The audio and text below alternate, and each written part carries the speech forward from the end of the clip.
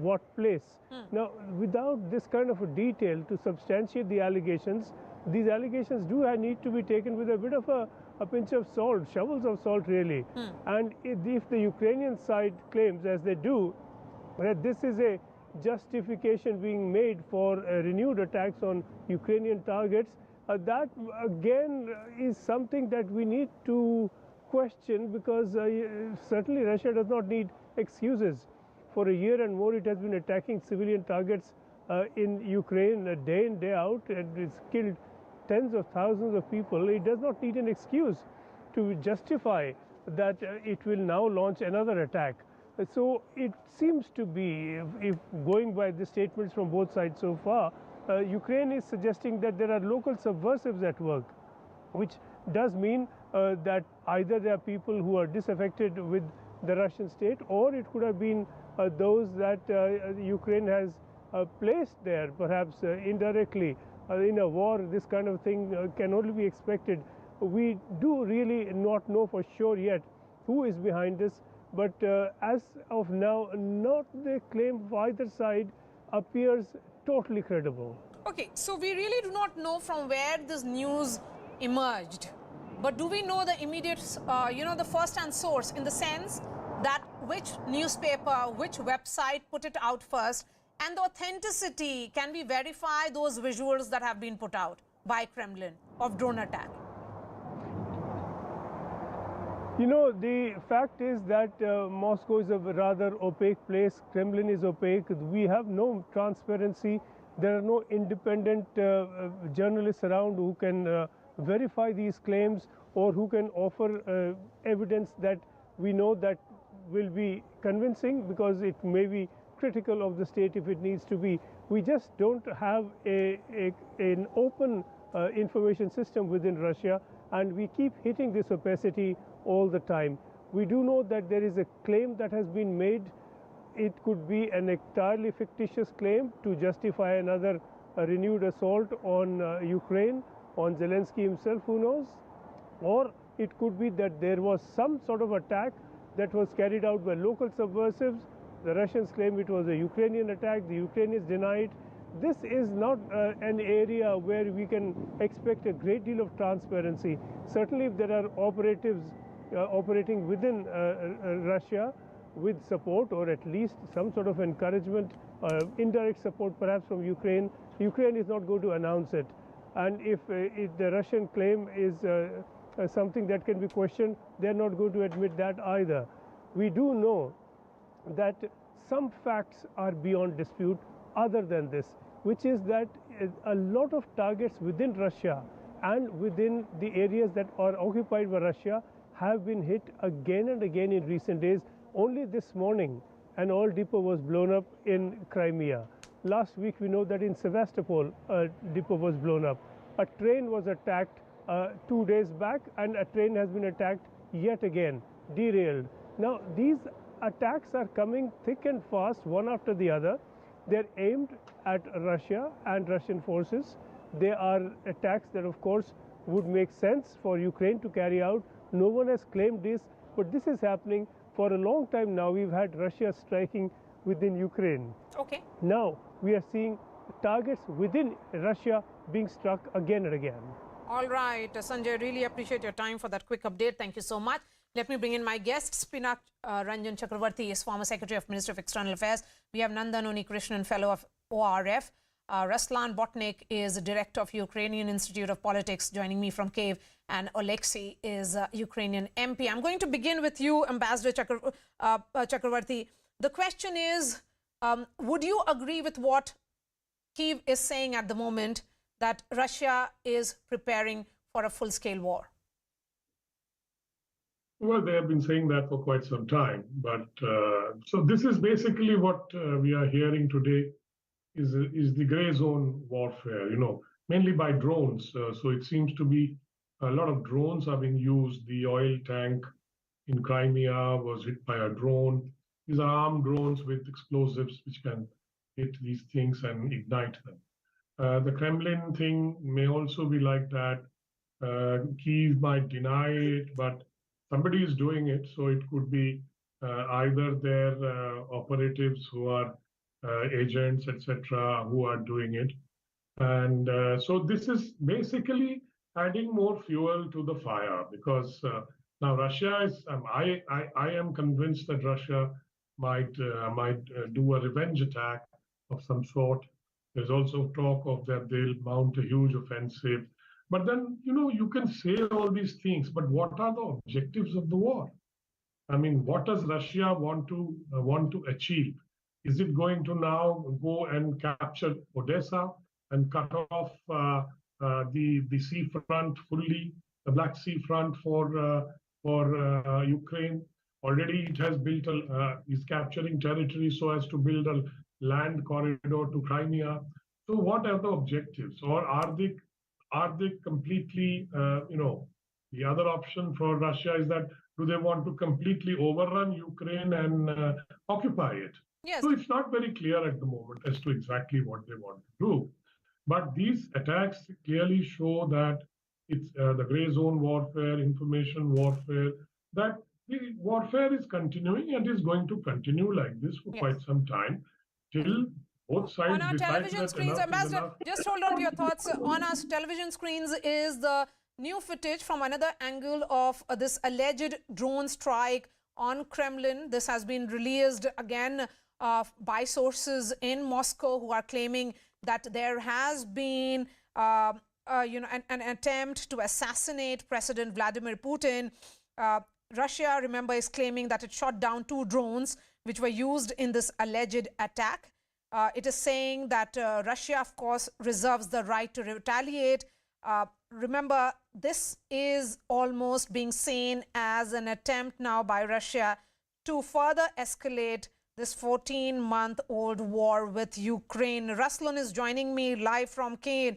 Ruslan, 2 unmanned vehicles were aimed at the Kremlin. This is the Kremlin statement. The devices were put out of action. How is this statement to be read? Right now we have a new air alarm, and I'm looking about the sky with some kind of scary. So sorry if I'll stop disappearing some moment.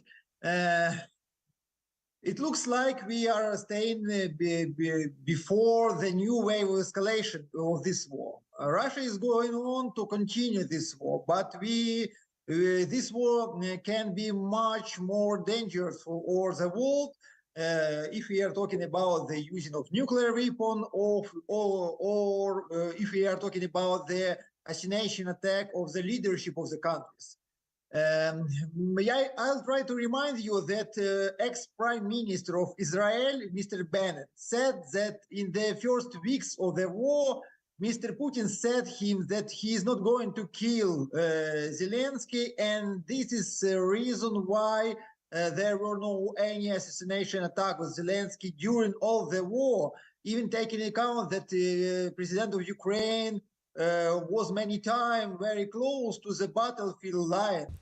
And it looks like now that this red line, this communication line, future communication line is broken, and this attack to Kremlin leads to broken this balance, and Russia. Ruslan, why do you think Kremlin will be putting out these unverified videos, which are of course circulating on Russian social media, including the channel of the military news outlet? What purpose does it serve them, if not, some kind of a potential revenge attack? It reserves the right of escalation, or reserves the right to retaliate, is the statement that has come in. It's a very good question. I think Kremlin have to done it because a lot of people have this video. Not only Kremlin, but there are too many video cameras around, and I think if it is Ukrainian attack, Ukraine also has this video, and Kremlin trying to manage this situation in informational sphere and to publish it themselves. Yes, so we really do not know when did this alleged drone attack happened. We really do not have the timeline, whether it happened in the last 24 hours or before that, Nandan. There are several unanswered questions. These are unverified videos, but we have to go with what the Kremlin is saying. I mean, there is no way this can be verified. Or do you think there has to be an intelligence, and who will supply this intelligence to prove this claim? You're absolutely right, but we have no any verification, clear verification. But we now are in very significant moment. We are in the moment of starting or final preparation of Ukrainian counteroffensive operation. Okay. And it's all this situation should be like a switcher of this political balance in before this counteroffensive operation. Okay. It should make a reason for Russia to use any weapon against Ukraine, any weapon against Ukrainian leadership or allies of Ukraine abroad. Okay, okay. Nandan, Unikrishnan, what are your thoughts on this? Well, one is, I think it's credible to say that some kind of attack has taken place, because you have official Russian channels like RT, which have shown the footage, and they would not do that unless something had actually taken place. That is point number one. Point number two is that clearly there will be an investigation, and that investigation will then, we will get to know what the Russians think this attack source is. This is not the first attack on Moscow. This is probably the second or third. And there have been attacks on the Engels Air Base, also with drones. Engels Air Base is important because it hosts nuclear weapons, which are part of the strategic arsenal of Russia. And none of these attacks have been acknowledged by anybody. And it is assumed, obviously, that this has been performed by Ukrainians or their operatives, but official acknowledgement has been missing. So, you know, the jury is out, as it were. But it's quite clear that, like on the Kerch attack, the only beneficiaries would be the Ukrainians out of this. That is point number one. Point number two. So, Mr. Unikrishnan, you're actually saying that it will be Ukrainians who will be benefiting out of this? Of course. I mean, they need something. That's what I was coming to. My second point is they have a counteroffensive to launch. I have a suspicion it may not be much of a counteroffensive. And so this gives them a little bit more time to think about what they want to do and how they want to do it. Because isn't Ukraine at the receiving end here in this war? It's been 14 months and counting. Yeah, so? Of course, they have been supplied with arms and ammunition by other allies in the European world. But the larger question is also that they have suffered attack on their civilians. I mean, the entire country has been destroyed by the Russians. No, so what happens in a war otherwise? Have you seen a civilized war anywhere? Do you realize that even by UN figures, less civilians have died in Ukraine than Americans killed in Iraq? So, you know, let's not sort of get carried away here. Okay. The point is there is a war. The Russians may have been right or wrong in launching it. That is for us to make a judgment on our sort of framework of value system. Whether they're right or wrong, that is for us to decide.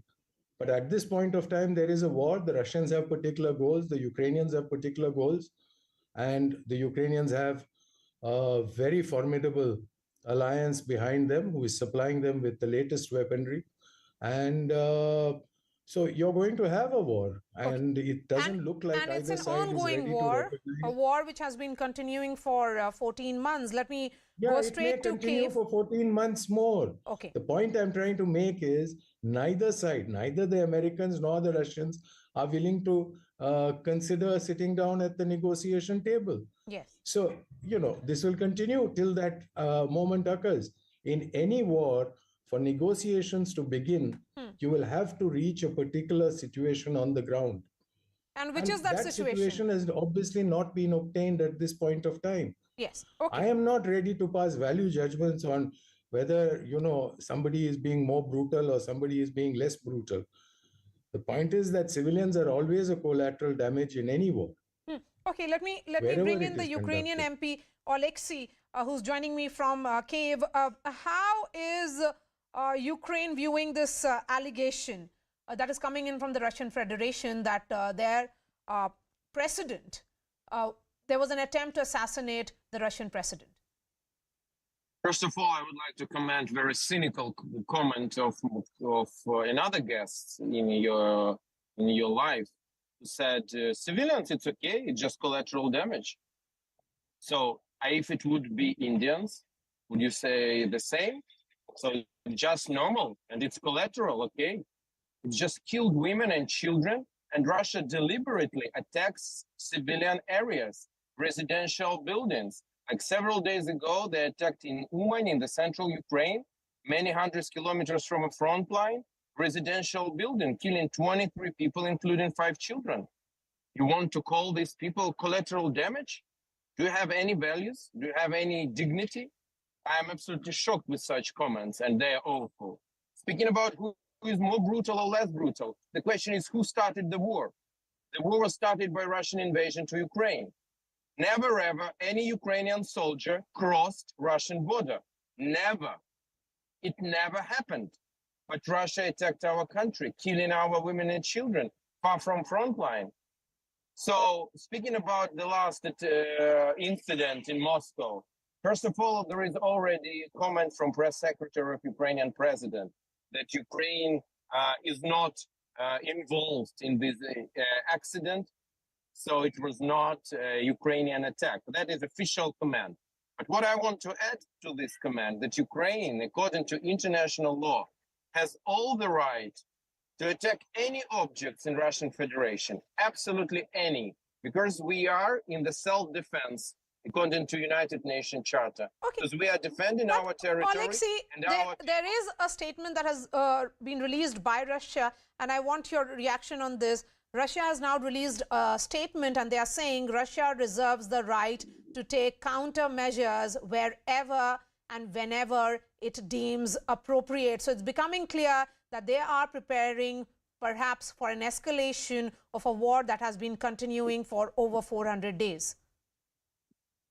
The war continues for more than 9 years, but big full-scale invasion, yes, for more than 400 days.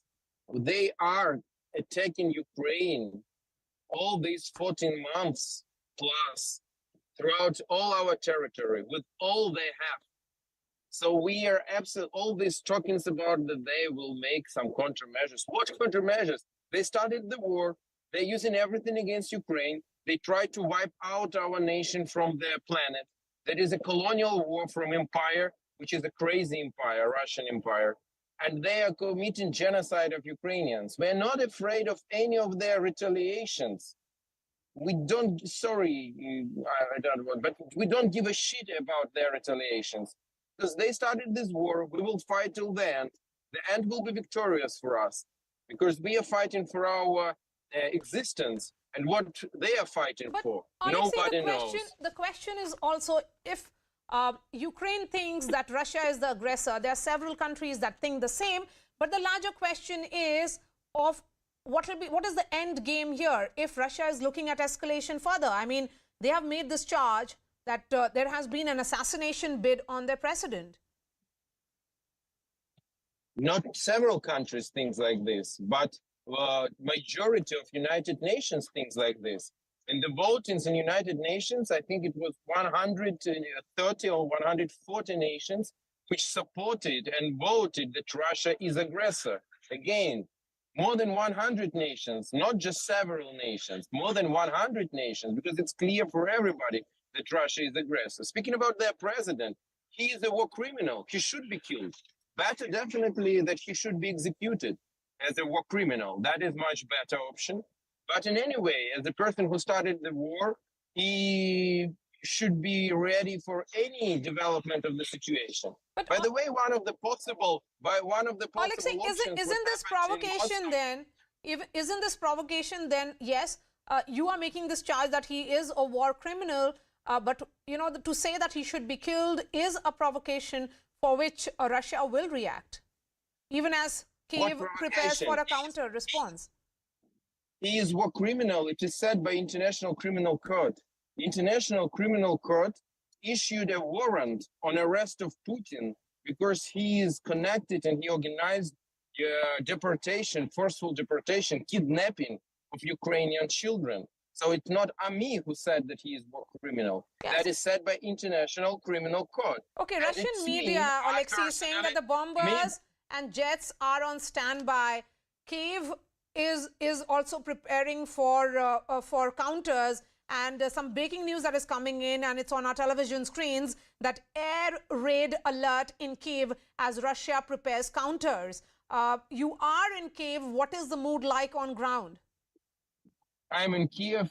Just minutes ago, air raid signal was stopped, and now there is no air raid signal. But Russia attacked Kiev many times during this war, many times. So can Russia again attack Kiev? Yes, they can. They attacked Kiev this night.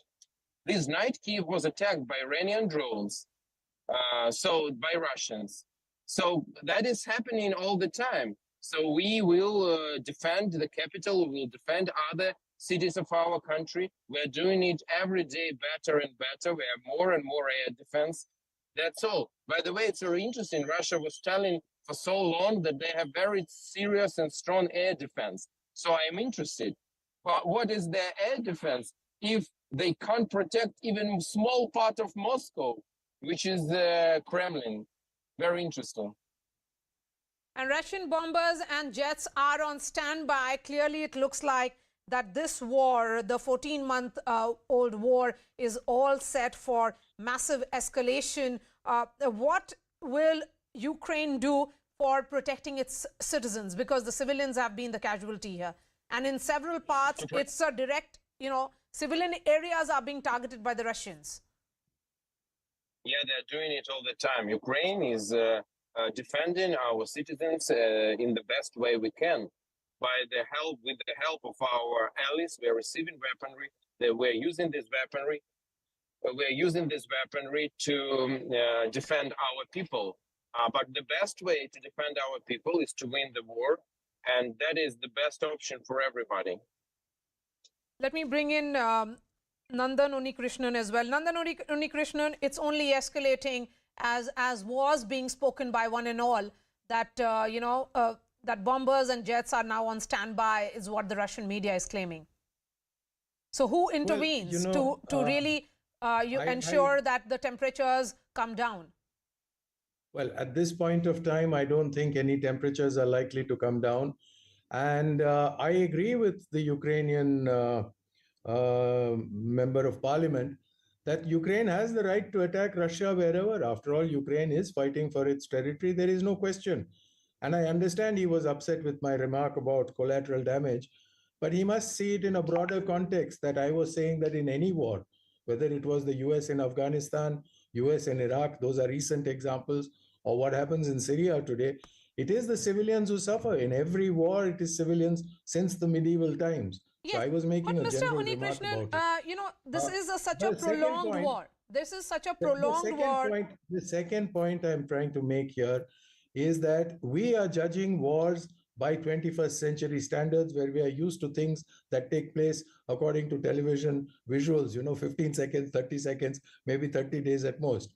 This is going to be a prolonged war. Please don't forget. Yes, that's why my question is, because this is such a prolonged war and Russia is also far from victory, is Russian armed forces a great war machine then?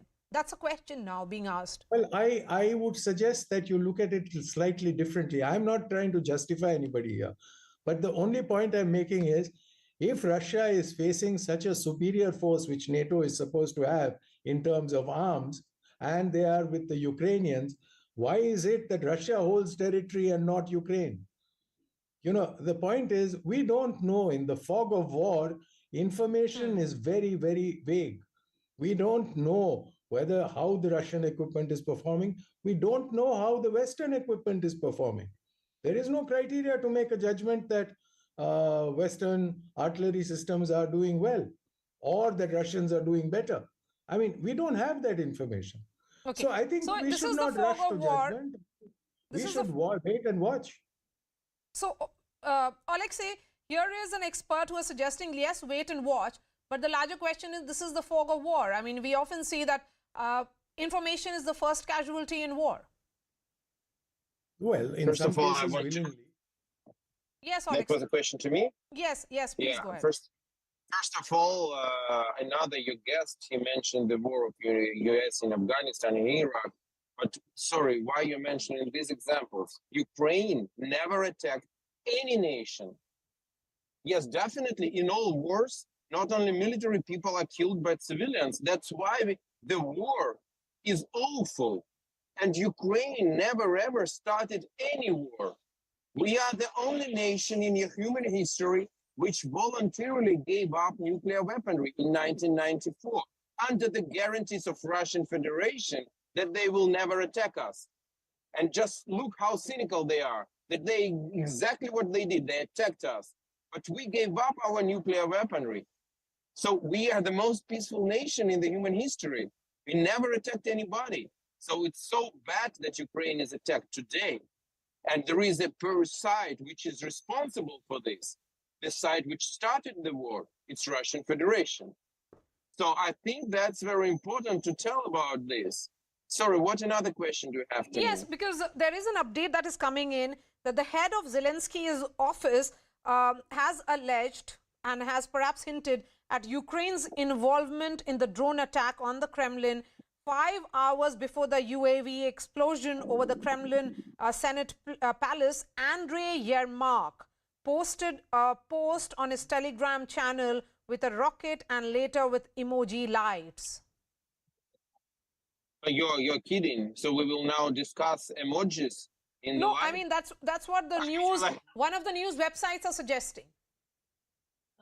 Okay, once again, we have official position of press secretary of Ukrainian president commented it officially, not with emojis and other funny stuff. It's not funny. It's a very serious war which happens against our country. Yes, that's right. We will defend ourselves with our Andrei Yermak. So what? So you want me to comment his emojis? I'm not commenting emojis. No, I understand it. I understand it, Honorable MP. I understand it, but I'm just trying to look, I'm looking at the news because, of course, this is a developing story. Now, the Russian parliament speaker has demanded that Kiev regime be destroyed after the drone attack on the Kremlin. I mean, these are strong statements. We are hearing, these strong statements we're hearing from the beginning. I just want to remind you, when everything started, they were telling that it will take 2-3 days for them to take Kiev. Yeah. Now it's 15 months coming. They made a lot of strong words about other nations, by the way. They said Poland would be destroyed, United Kingdom would be destroyed, everybody will be destroyed. They are making a lot of statements, but in reality, they are losing the war. That is the reality. In reality, they can't protect even Kremlin. Saying that they are superpower, calling themselves superpower, they can't protect Kremlin. Just imagine that some drone would attack White House. I mean, never ever it happened, and probably it would not happen. But saying that they are so superpower, wow. But where is their superpower forces? Yes, they look ridiculous. Yes, Ambassador Pinnak, I would agree with the Honorable MP of Ukraine that, you know, when the war started, everybody predicted that perhaps Kiev will fall in a matter of 72 hours. Then it became 1 week, then 1 month, and now it's over 14 months and Kiev stands. And that is because it has received massive support from NATO and the USA. That is also a reason for that. Sometimes I wonder that one fine morning, President Putin wakes up with a headache and has a cup of coffee which he doesn't like and decides that he must attack Ukraine, which he did. I mean, nobody denies that he moved in first. But is there no background to that thing? Was something else happening in Ukraine and many other things geopolitically that was happening? So let us look at it in a long-term sequence as to what happened. Why did the attack took place without justifying the fact that he has attacked? Now, the other thing is that, you know, we are hearing that it will now escalate. Now, what, as I said in my opening remarks, that a revenge attack is possible. And I think since it was the Kremlin, which is the heart of the Russian state, so to speak. But one thing I must say that I don't regard this as an assassination attempt, because these drones could not have perhaps penetrated too much into the thick walls of the Kremlin. And I don't think they would know where exactly President Putin was at that time. But the Russians are saying that it was an assassination attempt because it was aimed at the Kremlin. So these are claims, counterclaims. Yes. You just mentioned somebody who tweeted about something that it was Ukraine. A very, very, very intriguing thought also is there, that was it a third-party drone? I do not know, Yes. but I'm just speculating. Okay. Once the drones are, picked up and investigated, then the origin of the drone will be known, and we know who owns what kind of drones. Then we will know who has sent it. But then in this fog of war, as Unni said, that people buy drones from anywhere, from the black market, so everybody has all kinds of drones. And But when both was sides this may have the alleged drone attack? We also don't know about that date. Whether it happened 24 hours back or much before that, we really do not know about that either. Alexei, if Ukraine hasn't done it, and that's the indication that is coming in, then why is Russia continuing to say that it reserves the right to retaliate? Will there be an attempt? Will there be an attempt by Ukraine to repeatedly say that they didn't do it, and if anything, they would be at the receiving end by an aggressor in Russia? I don't know why Russia is doing it. I don't know why Russia started the war on the first place. Why should I react and comment all their words? Speaking about killing of somebody, Russia tried 3 times to kill me, just me. I'm a member of the parliament. They tried 3 times to kill me. So Russia is killing all the time. They're attacking in other countries. They're doing it all the time. And Putin definitely deserves death. It's no questions about this. So to comment all their statements, why they're telling this or why they're telling that, it's also possible that it was an attempt of coup d'etat in Russia. Part of Russian elites are very tired of Putin and his crazy deeds. Maybe they try to get rid of him, like it happened with Hitler in 1944. But definitely Russia will never say that, yes, it's our internal story. They will say, oh, this is NATO. Oh, this is you bad Ukraine. One more thing to your guest. He said, oh, Kyiv stands because of support of NATO. No one NATO soldier is fighting in Ukraine. And the most important in all wars are people, are courage of people. We are fighting ourselves. There are no other boots on the ground except of Ukrainians. Yes, we are receiving weaponry, which is very important. But weaponry is weaponry. The most important are people, and we are fighting with our people. I'm sorry, I can't continue to be live. All right, Alexei, Thank you very much. Stay safe. Bye. Thank you so much for your time. Nandan Unnikrishnan and Ambassador Chakravarti, please continue to stay with us. We are slipping into a short break. After that, we'll be getting a CNN special report from Ground Zero in Kyiv.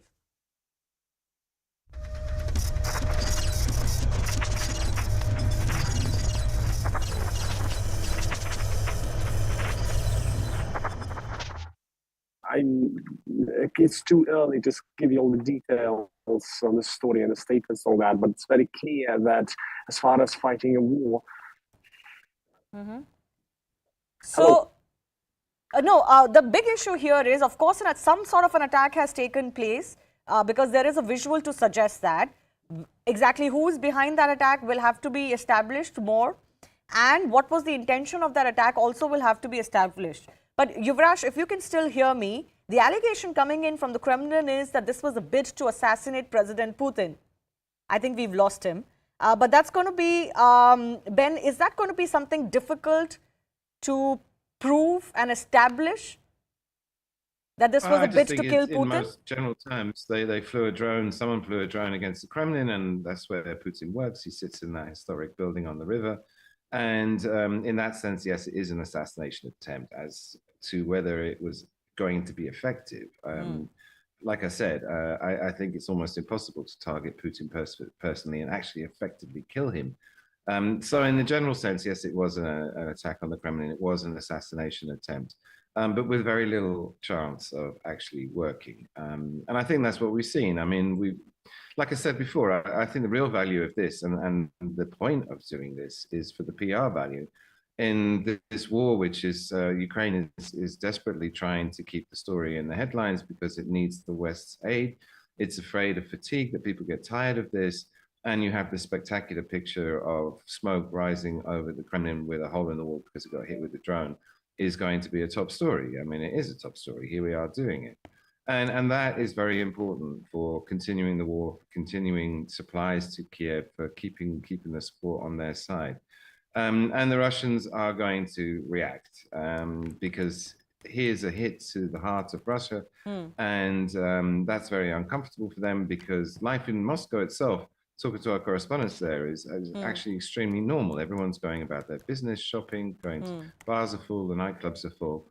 And to actually bring the war to Russia's heartland is going to have a psychological shock for the Russians themselves. And that could potentially cause Putin problems because he's managed to shield his own people, the bulk of the population, from the war. And they haven't participated. There's no sense of war in Moscow. And Ben, and interestingly, it's interesting you mentioned that because I think from the Ukrainian voices that we've managed to get so far, they're very clear about this, that, you know, they are fighting a war against Russia.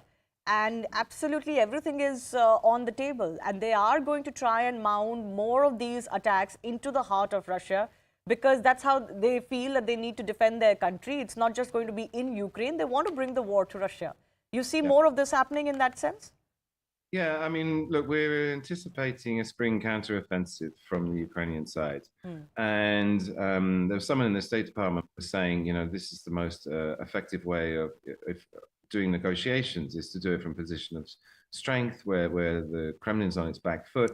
And at the moment, the Kremlin is not on its back foot. I mean, the war is ground down to a war of attrition where they're just shelling each other. But with some spectacular successes, some pressure on the Kremlin, then it seems to me anyway that there's a growing desire to see an end and negotiated solution. But the strategy very clearly is to hit Russia with a hammer blow in this counteroffensive. I mean, NATO Stoltenberg was saying that 98% of the weapons that are promised are now in Ukraine, including 230 tanks. And I've only seen concrete reports for about 30 tanks. So it could well be that they've been sneaking in a lot of extra arms and ammunition material, tanks, what have you, and that we're anticipating a big attack. And that seems very clearly to include hitting Russia on Russian soil. Russia.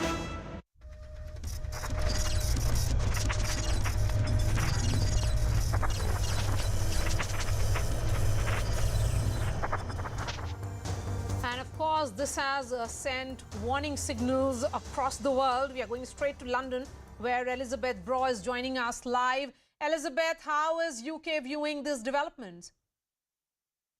Well, it's really extraordinary news. Now we should remember that it's in the Russia-Ukraine war, when Russia in this case says something, we should await confirmation, and that's, I think, what we're all waiting for now. This is clearly breaking news, and we don't have anything other than the Russian side at the moment. Yes, that's right. We don't have because we are going with the statement that has been released by Russia, because it says there was an attempt at on the life of the president of the Russian Federation. But will there be attempt or an effort by US and UK to independently verify this?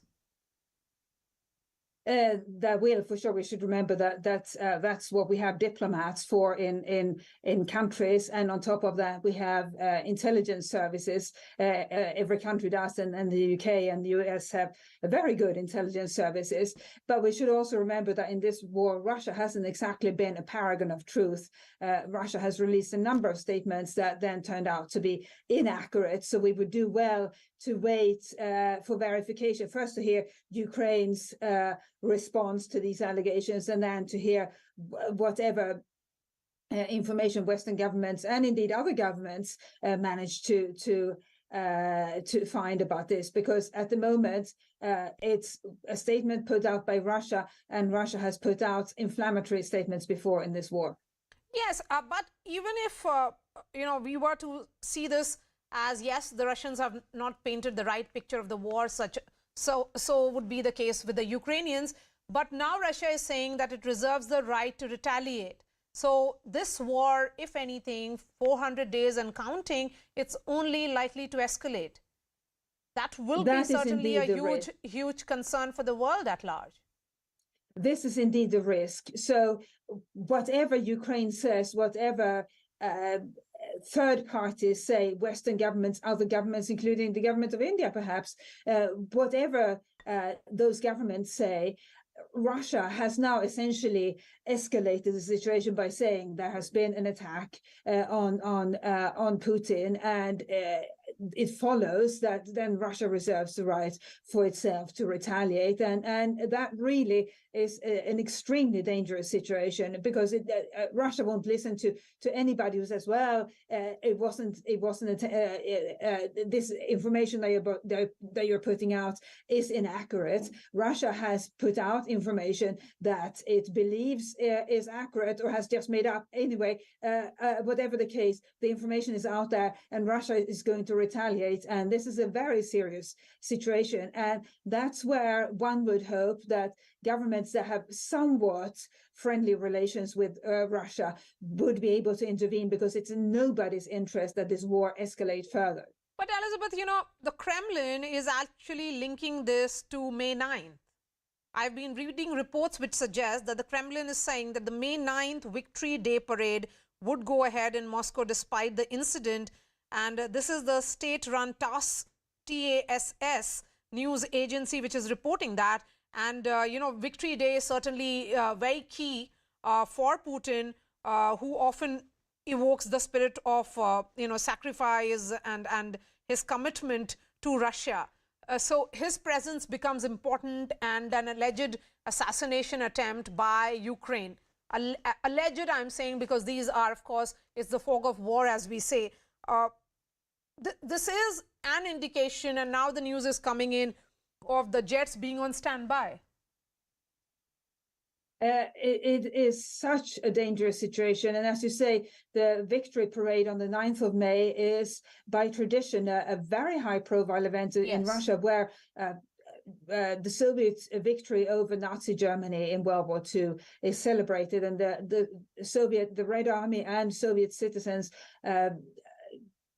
made great sacrifices during World War II to help defeat Nazi Germany. But in recent years, Putin has been capitalizing on this World War II victory commemoration to raise his own standing. And we should remember that at last year's victory parade, he didn't exactly have very much to celebrate in terms of victory over Ukraine. So it stands to reason that this year he will want to show a bit more of more success Elizabeth, against just Ukraine. Hold on to your thoughts.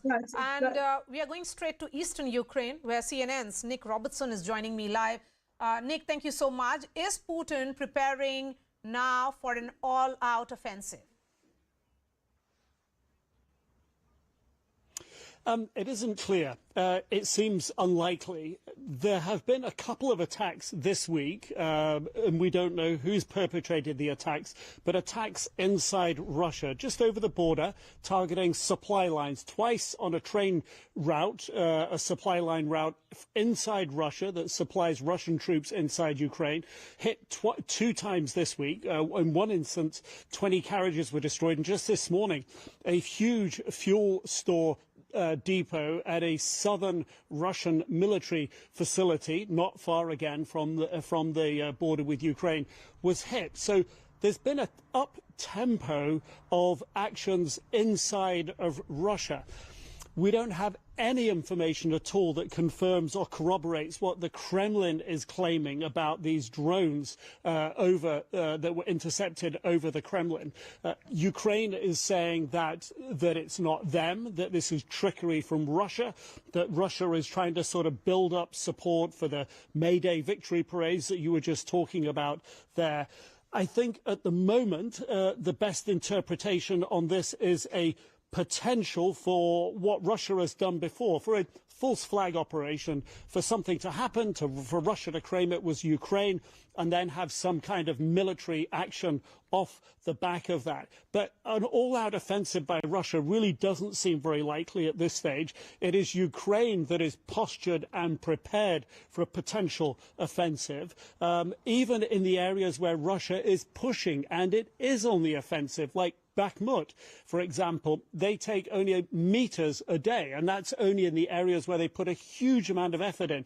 So it doesn't appear as if Russia is ready to respond with some kind of military offensive ground action. It is Ukraine, on the other hand, that seems better prepared for that at the moment. Nick, the war has been on for 400 days. What are the challenges faced by the Putin war machine, both in Ukraine and in Moscow? We don't get accurate information from the Kremlin. We do get insights from the infighting that's happening within the Kremlin and with its proxies. Yevgeny Prigozhin of the Wagner mercenary group has complained multiple times that his troops in Bakhmut are not getting the ammunition they require, not getting the artillery support and fire that they need, not the ammunition for their weapons in the fight. Russia's problem is not just that it has lost a lot of military hardware, tanks, armoured personnel carriers. It lost a lot in the beginning of the war, and it's consuming a lot at the front line, throwing untrained men in with equipment, and it's losing a lot of men. According to the Pentagon, Russia has lost 20,000 troops and had 100,000 injured so far this year. Ukrainian forces say that Russia uses waves of recruits straight out of jail or straight off the street with very little training. So Ukrainians and NATO say that Russia's losses of men and materiel are high. So those are some of the constraints put on the Kremlin, that their ability to supply isn't where they want it to be. We heard from Sergei Shoigu, the defense minister, just over the past couple of days, saying that if there are shortages, then commanders need to flag those shortages early. We know that Russia has put up production in its ammunition factories, in some cases for 3 shifts a day, 24 hours a day. President Putin, over the past couple of months, has toured some of those factories. So we know that their military capability to produce enough ammunition is struggling by their actions and by the words of some of their commanders, and by the words of Ukraine, that Russia is losing a lot of troops. My last question to you, Nick. Given Western military aid for Ukraine, are Ukrainian forces capable of launching such a strike on Kremlin, if we are to believe the Russians?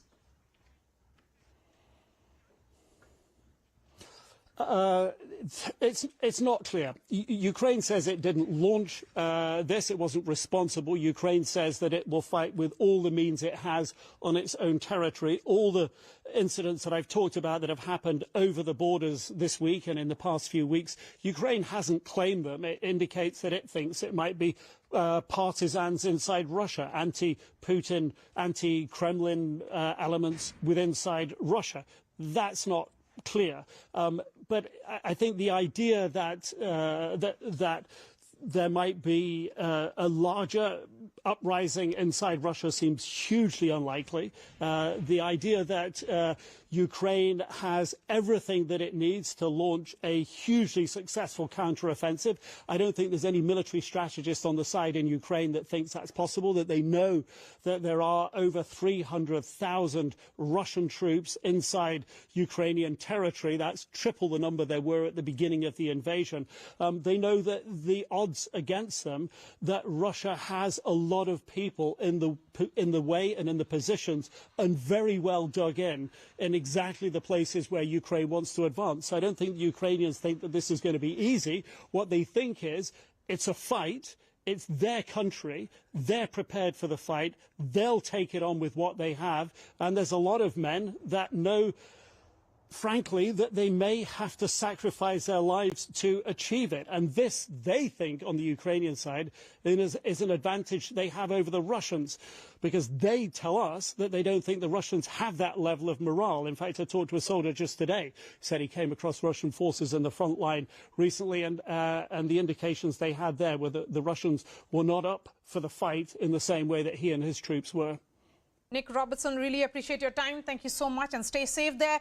We're slipping into a short break. Up next, in the wake of this stunning charge from Russia, we get you a special report from Ground Zero in Kyiv. Stay tuned.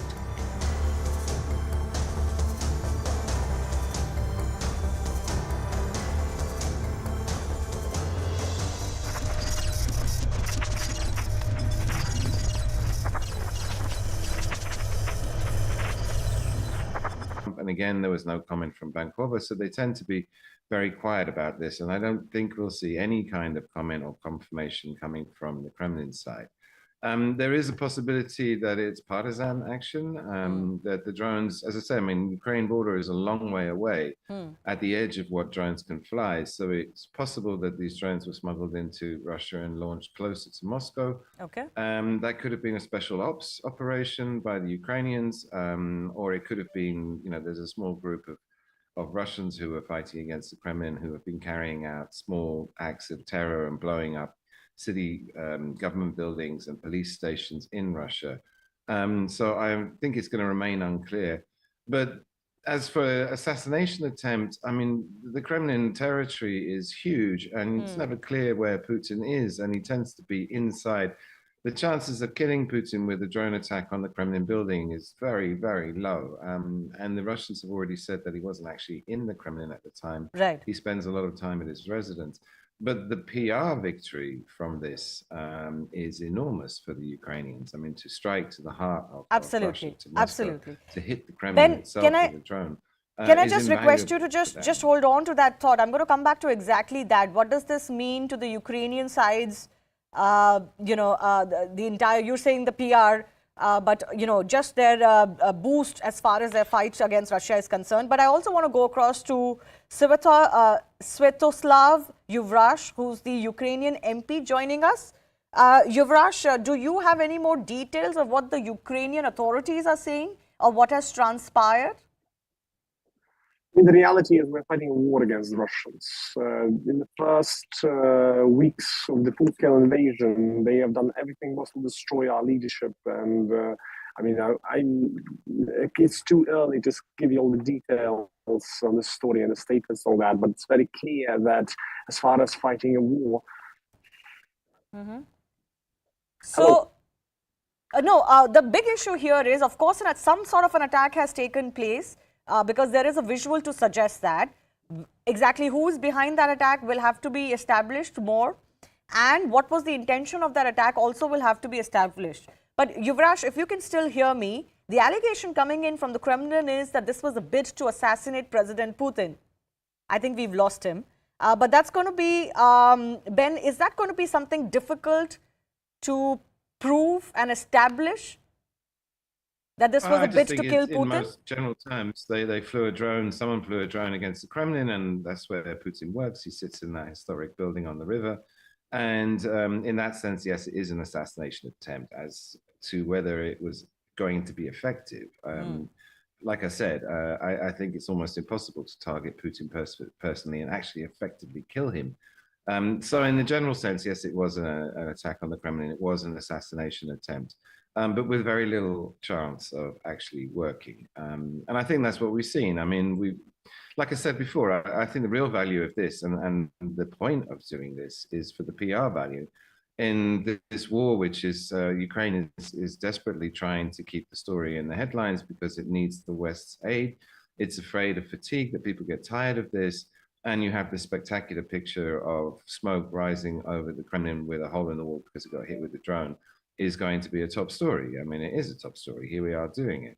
And that is very important for continuing the war, continuing supplies to Kiev, for keeping the support on their side. And the Russians are going to react because here's a hit to the heart of Russia. And that's very uncomfortable for them because life in Moscow itself talking to our correspondents there, is actually extremely normal. Everyone's going about their business, shopping, going to bars are full, the nightclubs are full.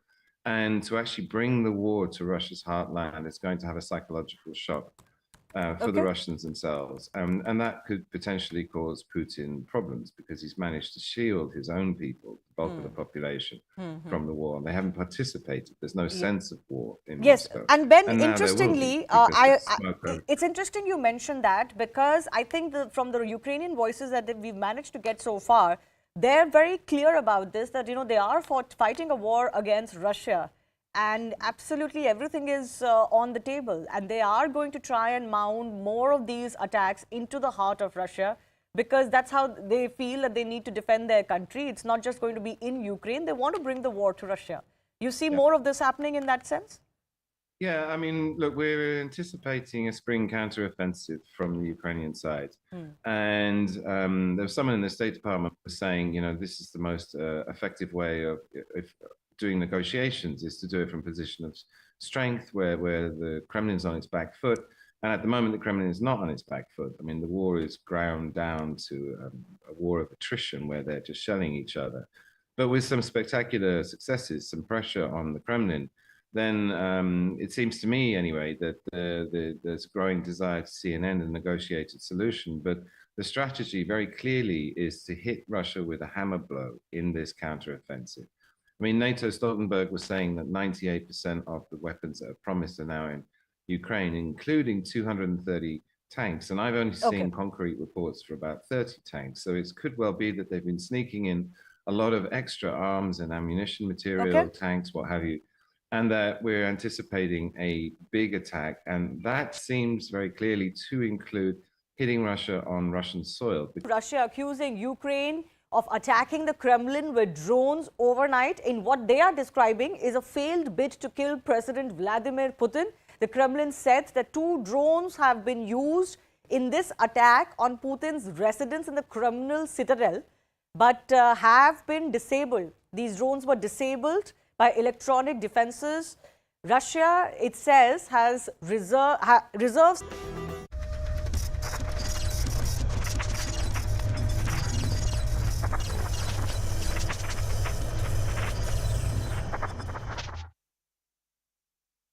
Yeah, I think there are several things at play here.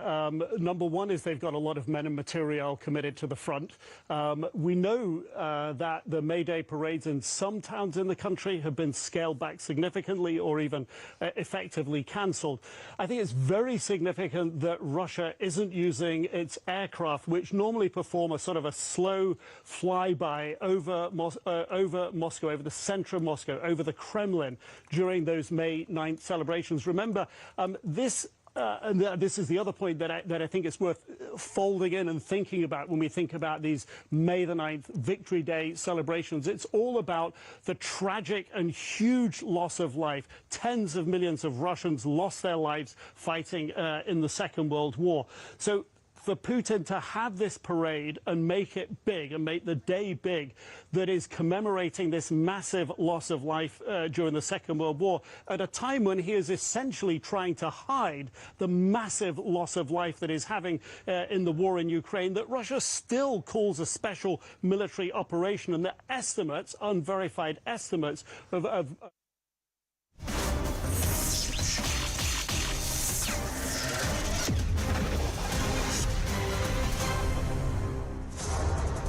Namaste, Jai Hind, and welcome to this edition of The Right Stand. And I'm coming to you live from Goa. We are at Fortune Benolin. That's a Fortune Resort in Benolin, just about half a kilometer from the Taj Exotica, ladies and gentlemen. That is the venue for the SCO Summit, the Council of Foreign Ministers. That gets underway on the 5th, but there is a lot of drama on the sidelines and in the build-up already. Because on the 4th of May, that is tomorrow, there are important one-on-ones between India and Russia. So the Indian Foreign Minister Dr. S. Jaishankar and of course the Russian Foreign Minister Mr. Lavrov, and of course thereafter the conversation between the Indian and Chinese foreign ministers. That's happening after a long time, and that's also an important one. Frankly, we were quite surprised earlier in the day when we saw Dr. Jaishankar walking into Goa right behind us sometime around 1:30 p.m. this afternoon. That was quite a surprise, but he's here because India is on a mission. This is a very, very important meeting that is happening.